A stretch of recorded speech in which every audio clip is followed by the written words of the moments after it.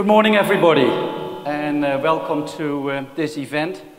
It's great to see so many people, and I think we're living in very exciting times, and there are lots of big things happening, as we already saw on the screen. And I've been involved in big things now for the last 30 years, and quite often big things end up in hype, yeah? And on the other side, big things happen that we will not be on the screen. Yeah? We didn't think of it. They just happen. And why is that? Because there are people involved in big things. Yeah? And it's all about us, the people. You know, it's about innovation that we can bring forward. It's about working together, collaboration with others to make things really happening. And it's about making sure that the technology is something that we people want, yeah? And I think that is some sort of a stage where we have arrived where we are now. You know, there are lots of big things around us, there are lots of things happening, but how do we bring the whole lot together? You know, how are we going to actually make this happen, and make this happen to the benefit of all of us, yeah? One of the things I'm involved in at the moment, quite heavily involved in at the moment, is smart cities. And talking to local councils, talking to mayors, talking to local businesses, to actually say, okay, how can we actually make our city more livable? How can we actually make sure that there are plenty of jobs coming in the future into our cities? How, you know, are we going to make sure that transport is working, that people can move quickly through town to their work and things like that? How can we make it an entertainment city for ourselves as well as for our tourists and things like that? And that really requires a holistic approach. There's no way in the world that one single technology can do that. It's really bringing all of them together and then trying to see what we can actually build out of that. So the technology is absolutely key in that, but the technology is actually as a tool for us to actually make that happen. And I think that's where we have to start looking at the big things going forward. You know, it's how can we actually bring that together? How can we actually make that something that is worthwhile for all of us? As I mentioned, innovation is a big thing. We've basically selected 9 or 10 cities in Australia that are seen as the leading smart cities. And for example, in Victoria, Bendigo is one of the cities. They're typically more the mid-sized cities. Mid-sized cities are a little bit easier to get a holistic approach rather than the big cities such as Melbourne or Sydney or Brisbane. So the mid-tier cities are really well positioned to actually get a lot of these big things together and start working with it. But one of the things, for example, we're going to do next year with these cities, with the smartest cities in Australia, together with a number of smartest cities around the world, is actually create what's called the 360 Jam. It will be where we are bringing not only, it's, you know, like everybody's heard about hackathons. It's not just a hackathon for IT people, it's also a jam, a challenge for public servants, for bureaucrats, for city leaders, for people in healthcare, education, you name it, and then connect them around the world, from the smartest cities around the world, and get these people to talk about the particular problems that a city has in relation to technology, in relation to livability, economic, social activities, and things like that.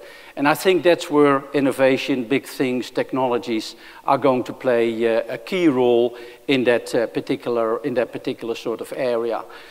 So that's, I think, where it's also the big challenge. Yeah? It's not the big thing; it's the big challenge, and it's up to us. You know, here the people in this room are amongst the leaders in the country. Yeah, it's up to us to make this happen. It's up to us to make sure that things are happening the way that we want it as people. Yeah, there are lots of things happening politically around the world that makes it very clear that people are not happy everywhere. Now, you know, that's a very important thing. If you want to maintain the way of life that we have at the moment, then we all have to put an effort in it, and these sort of technologies can actually happen. They can also alienate people, so we have to be very careful, yeah? But at the same time, if we engage people, if we really take people with us, that's what can happen. And that's why the cities are so important.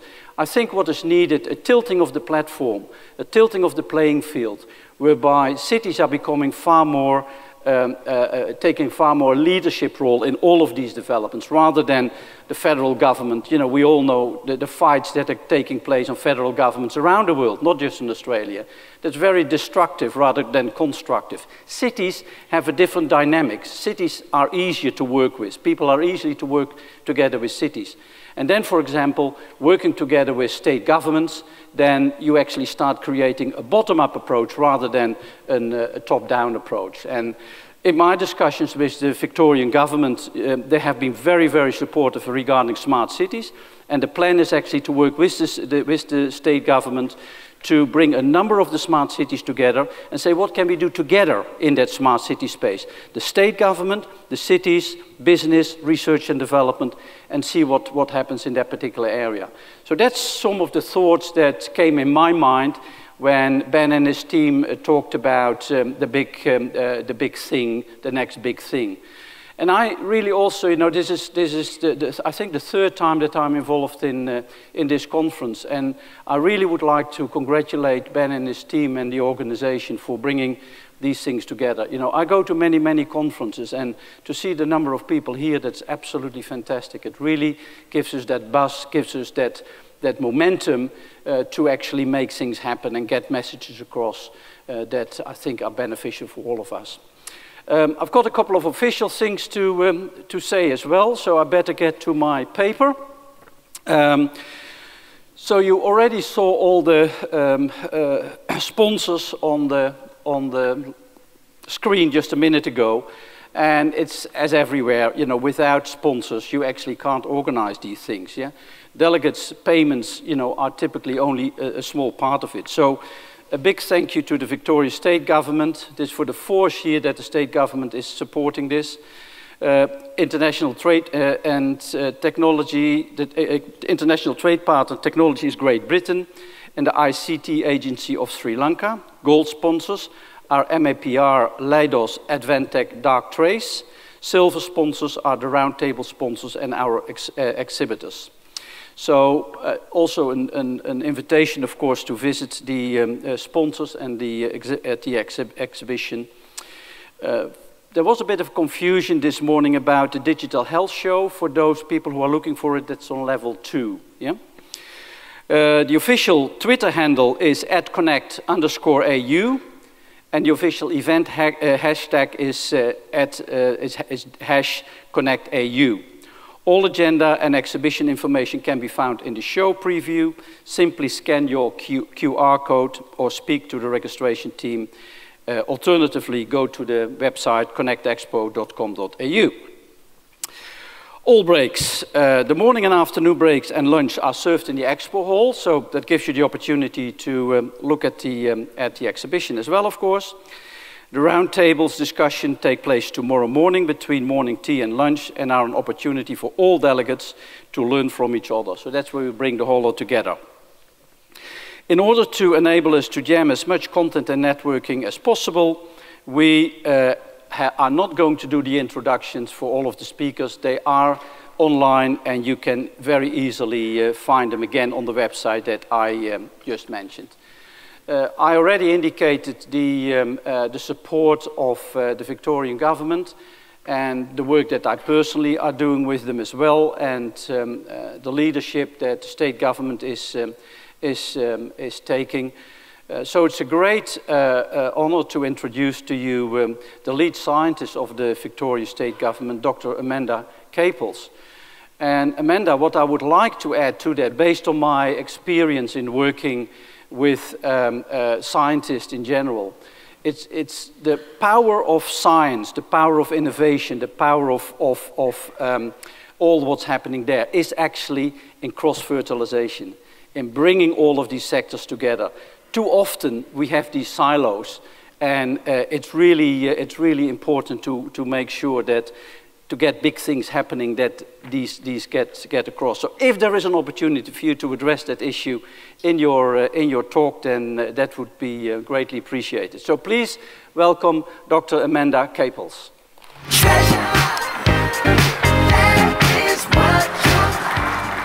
Good morning, everyone, and thank you very much, Paul, for that introduction. And in fact, that very topic about the cross-fertilisation of sectors and the important role that technology has as an enabler across all sectors of the economy is something that I'll be talking about in my presentation later this morning at 11:10 on the purple stage. So I may come back to it, but I'm really keen just to make a few short remarks so that we can hear from Phil Nosworthy, who will be kicking us off this morning. But before I do that, I'd just like to acknowledge the traditional owners of the land on which we're meeting here at the Convention Centre, the Wurundjeri people, and pay my respects to their elders past and present. For our international visitors, that's a tradition here in Victoria where we reflect upon the original peoples of this land. So I'm here this morning really just to make a few brief remarks on behalf of the Minister for Innovation, Small Business and Trade, the Honourable Philip Dallidakis. The Minister unfortunately is unable to be here today. Many of you have heard him talk previously, and you don't need me to tell you how passionate he is about Victoria's tech sector and his ambition to build upon Victoria and Melbourne's growing reputation and our status as one of Australia's leading tech cities. So I really just want to talk a little bit about Melbourne, the event, but before I do that, also to acknowledge and to welcome the many international visitors who have come to Connect Expo, in particular for the first time, a delegation from the UK, and for a return visit from Sri Lanka. We are delighted to have you back, and the fact that you are back, I think, is testament to the value of a conference such as this. In fact, as Paul mentioned, this very issue around cross-fertilisation was something that I spoke with our Director of Technology, Kathy Coultis, about a year or so ago, and she said, Amanda, we already have this event. It's called Connect Expo. This is the place where we are bringing together everything from construction technologies to health technologies to you name it. It is all happening here in a format that is accessible. So Paul has also thanked the sponsors and partners for this event and also referred to the exhibit. So I'd really encourage you all to visit the exhibit hall, because without the time and preparation and support of exhibitors and our sponsors, events such as this are just not able to occur. So why Melbourne? As Paul mentioned, this is the fourth time this event has been held in Melbourne. Victoria has 150,000 tech professionals in our economy, and this contributes to 10% of our gross state product. And to put that in comparison, that puts us up there with the manufacturing sector. So the tech sector is growing. It's a substantial part of the Victorian economy. We produce over 37% of Australia's tech graduates. That's a great number. It's not good enough, and I'm working with our universities and research institutes and our TAFE sector to do better than that. We all know that everybody in the economy is going to need some tech capability into the future, so we need to improve the tech literacy of our community.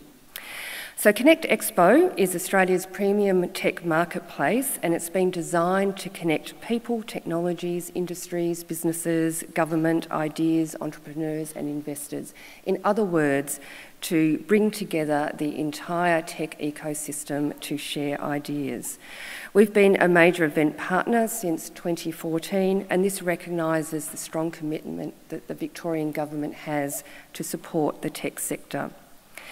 We're delighted that Connect has continued to grow, and this year more than 4,000 delegates are already registered to attend over 22 program streams, to participate in multiple learning spaces, and together with engaging with the exhibitors in a trade show that includes over 80 exhibitors. So this year, as part of Connect 2017, there'll also be 3 events that run in parallel: the Digital Health Show, the eHealth Leaders, and the Data Centre Show. So this reflects the growing importance of technology in helping us address the health problems that face many communities around the world.